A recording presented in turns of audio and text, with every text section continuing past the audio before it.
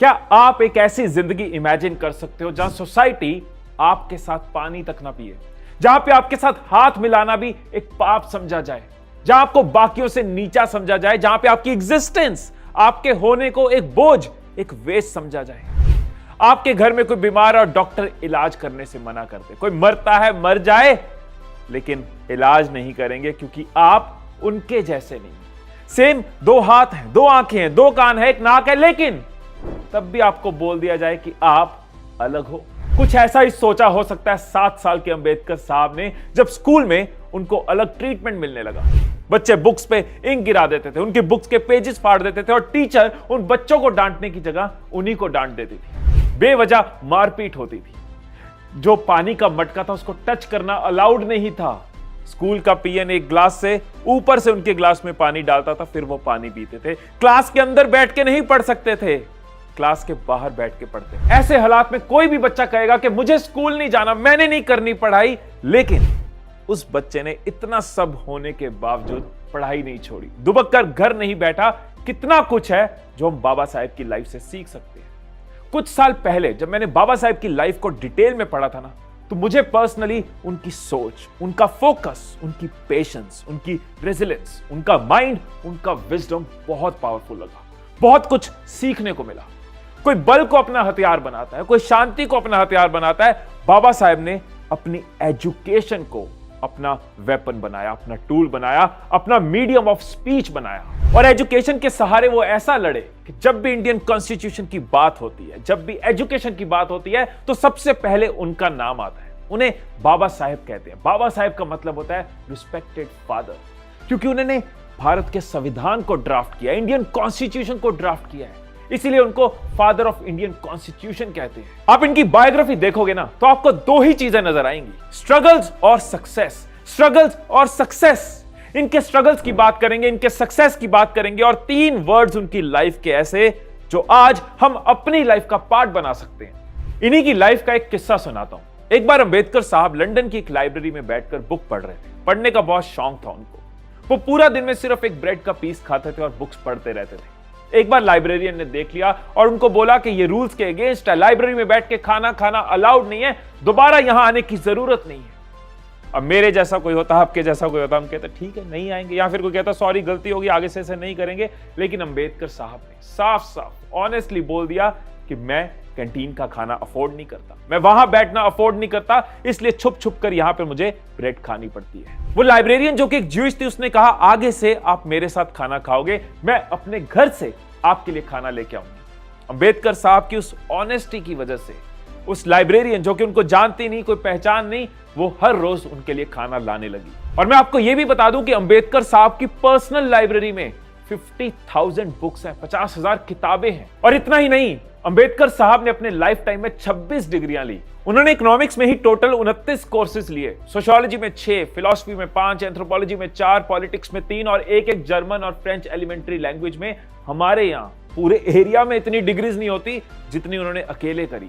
Imagine करके देखो, एक इंसान जिसको समाज पढ़ने नहीं दे रहा था, धुतकारता रहता था, सारे हालात उसके अगेंस्ट थे, उस इंसान ने उसी पढ़ाई के दम पे अपनी फैमिली की, पूरे देश की पहचान दुनिया में बनाई। उन्होंने रिलीजन पे भी लोगों को एनलाइटन किया। उनका मानना था कि man is not made for religion, religion is made for man. वो बुद्धा की टीचिंग्स के बहुत बड़े फॉलोअर थे। बाबा साहेब ने अपनी लाइफ में एजुकेशन, इंटेलिजेंस और स्किल, इन तीनों चीजों पे फोकस किया।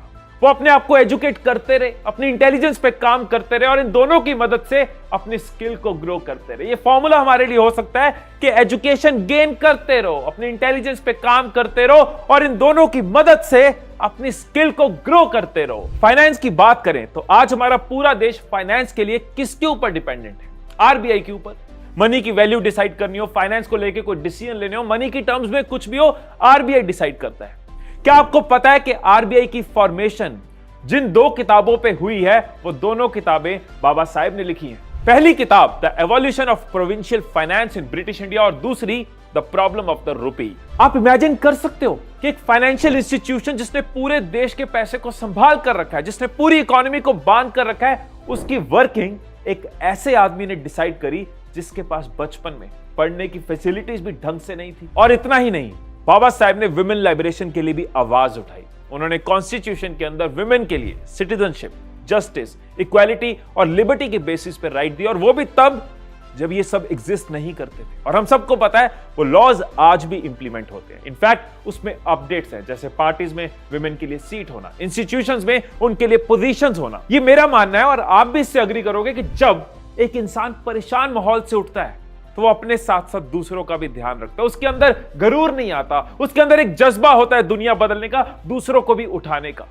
बाबा साहब को बचपन में लोगों ने स्ट्रीट लाइट तक के नीचे पढ़ने नहीं दिया क्योंकि वो उनके घर का रास्ता है। इसीलिए उन्होंने खुद को इतना काबिल बनाया कि वो बच्चों के लिए स्कूल खोल पाए। आप सोच रहे होंगे कि मैं बाबा साहब की हर अचीवमेंट के साथ उनकी स्ट्रगल्स क्यों बता रहा हूं, क्योंकि मुझे लगता है कि उनकी स्ट्रगल से ही उनकी अचीवमेंट्स निकली है।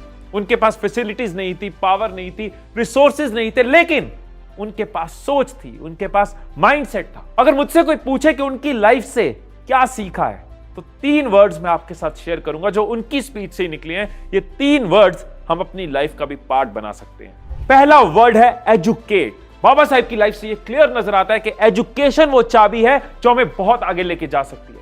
एजुकेशन से हमारी सोच खुलती है, हम दुनिया को अलग अलग नजरिए से देख पाते हैं, हम प्रॉब्लम सॉल्व कर पाते हैं, हम अपनी बात रख पाते हैं। और यहां पे मैं सिर्फ आपके टेक्स्ट बुक की बात नहीं कर रहा, उनके अलावा कई सारी ऑप्शंस हमारे पास, बुक्स पढ़ने की, ई बुक्स पढ़ने की, वीडियोस देखने की, पॉडकास्ट देखने की, खुद को एजुकेटेड रखने की। क्योंकि अगर बाबा साहब एक छोटे से गांव से निकलकर सारे भेदभाव और हालातों से लड़कर कोलंबिया यूनिवर्सिटी तक पहुंच सकते हैं, तो हम क्यों नहीं। उन्होंने खुद को पढ़ाकर अपने आप को इतना काबिल बनाया कि आज की डेट में भी कोलंबिया यूनिवर्सिटी में उनकी biography as a text book पढ़ाई जाती है। दूसरा वर्ड है एजिटेट। एजिटेट का मतलब होता है आवाज उठाना। अंबेडकर साहब ने पूरी जिंदगी गलत के खिलाफ आवाज उठाई, सिर्फ अपने लिए नहीं, वो दूसरों के हक के लिए लड़े और दूसरों को भी यही सिखाया कि जब कुछ गलत नजर आए आवाज उठाओ।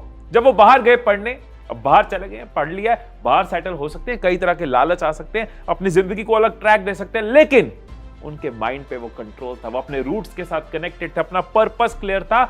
उन्होंने देश में आके गलत के लिए आवाज उठाई, उठाते रहे। इस चीज को हमें भी याद रखना होगा। बदलती दुनिया के साथ कहीं हम बदलते ना जाए, हमारी सोच कहीं करप्ट और पोल्यूटेड होती ना जाए। सच के लिए आवाज उठाना, जो हमें सही लग रहा है उसके लिए आवाज उठाना, वो डर को खत्म करना होगा। जहां भी कुछ गलत नजर आ रहा है, सोसाइटी के गार्ड के साथ कुछ गलत हो रहा है, ऑफिस के पीएन के साथ कुछ गलत हो रहा है, या घर में कोई काम कर रहा है उसके साथ गलत हो रहा है, शुरुआत घर से ही करनी होगी। सच के लिए, सही के लिए आवाज उठाते रहना चाहिए। और थर्ड वर्ड है ऑर्गेनाइज। ये एक लाइफ सेविंग स्किल है। एक इंसान 26 डिग्रियां तभी कर सकता है अगर वो ऑर्गेनाइज्ड है। सबसे पहले उन्होंने अपनी सोच को ऑर्गेनाइज किया, क्योंकि इतने तरह के प्रेशर्स हैं, सोसाइटी के प्रेशर्स हैं, इमोशनल डिस्ट्रैक्शंस हैं, भेदभाव है, गरीबी है, लेकिन उस थॉट को ऑर्गेनाइज किया, अपने लाइफ के पर्पस को ऑर्गेनाइज किया, अपनी जिंदगी को ऑर्गेनाइज किया, तभी वो इतना एक्सेल कर पाए। आज की डेट में हम सबको ये बहुत सीखने की जरूरत है, क्योंकि हम तो डिस्ट्रैक्शंस की दुनिया से भरे हैं। फोन में कभी भी कुछ आ रहा है, कोई फोकस नहीं है, कोई कंसंट्रेशन नहीं है, ना हमारा टेबल ऑर्गेनाइज्ड है, ना हमारा माइंड ऑर्गेनाइज्ड है। और जब ऑर्गेनाइज नहीं होंगे तो गोल्स कैसे अचीव करेंगे, जिंदगी में जो पाना चाहते हैं वो कैसे पाएंगे। आज की डेट में मेरा यूट्यूब पे जो भी मेरी अचीवमेंट्स है, उसके पीछे मैं सिर्फ 2 चीजों को रीजन देता हूं। एक, आप सबका प्यार, वो ना होता तो कुछ ना होता, और दूसरा, जिस चीज का मुझे बहुत प्राइड है, वो है माई स्किल टू ऑर्गेनाइज। मैं कोशिश करता हूं मैं अपने आप को ऑर्गेनाइज रखता जाऊं। तो बाबा साहेब ने सिर्फ दलितों को हक नहीं दिलाया, उन्होंने मुझे, आपको, हम सबको जीना सिखाया, अपने हक के लिए लड़ना सिखाया। उन्होंने सिर्फ दलितों को एजुकेशन नहीं दी, बल्कि खुद को इतना एजुकेटेड किया कि आज वो हम सब के लिए एक इंस्पिरेशन है। उन्होंने सिर्फ दलितों को आवाज उठाना नहीं सिखाया, हम सबको अपनी राइट्स के लिए लड़ना सिखाया। उन्होंने सिर्फ सक्सेस अचीव नहीं किया, उन्होंने हम सबको फर्श से अर्श तक का, स्क्रैच से स्काई तक का रास्ता दिखाया। इस extra ordinary activist, reformist, economist, teacher, writer, fighter की लाइफ से सीखकर कोई भी जीरो से हीरो बन सकता है। आप में से शायद बहुत लोगों को यह नहीं पता होगा कि इंडिया के फर्स्ट लॉ मिनिस्टर अंबेडकर साहब दुनिया के अकेले ऐसे इंसान हैं जिनको लंदन स्कूल ऑफ इकोनॉमिक्स ने डॉक्टर ऑल साइंस का टाइटल दिया। बहुत लोगों ने इसके लिए ट्राई किया, लेकिन आज तक यह टाइटल सिर्फ उनको मिला। दोस्तों, ऐसे महान इंसान की जिंदगी को, उनकी स्ट्रगल्स को, उनकी अचीवमेंट्स को हम सबकी रिस्पेक्ट, हम सबका नमन। उनके काम के लिए, उनकी मेहनत के लिए, उनकी कंट्रीब्यूशन के लिए 14 अप्रैल जिस दिन उनका जन्मदिन होता है, उस दिन हर साल अंबेडकर जयंती मनाई जाती है। दोस्तों, जाने से पहले एक चीज जरूर कहूंगा कि उनकी जो भेदभाव की लड़ाई थी ना, वो अभी खत्म नहीं हुई। आज भी हमारे देश में बहुत जगह भेदभाव होता है और ये रिस्पॉन्सिबिलिटी मुझे, आपको, हम सबको, स्पेशली यूथ को लेनी होगी। इस वीडियो के बाद ये सवाल जरूर सोचना कि आखिर डिस्क्रिमिनेशन क्यों, आखिर ये भेदभाव क्यों? अगर आप मेरी सोच से सहमत हो, अगर आप बाबा साहेब की सोच से सहमत हो, तो नीचे कमेंट्स में #WeAre1 लिखकर इस थॉट को, इस सोच को अपनी सपोर्ट जरूर देना। एक बार फिर से दिल से रिस्पेक्ट इस महान इंसान को। फिर मिलेंगे अगली वीडियो में, तब तक खुश रहिए, खुशियां बांटते रहिए। I love you all.